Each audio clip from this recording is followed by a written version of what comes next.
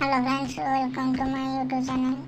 Friends, आज मैं आपको Indian bike driving 3D game railway station छत पर आप अति सहज चढ़ी पारे तार ट्रिक कहवाक जाऊँगी।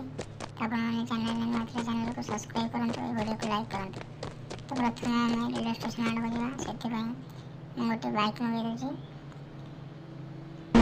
बाइक आसी जाए रेलवे स्टेशन आड़ को जावा।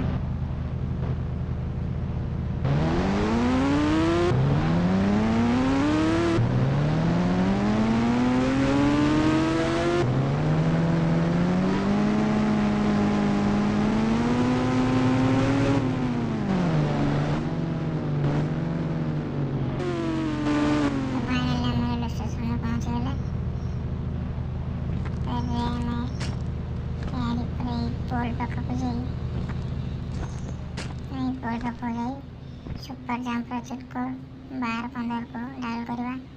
यदि आप Indian bike driving 3D game रे समस्त चिटकोड ओडिया रे जानिया चाहते तेज तले कमेंट करूँ।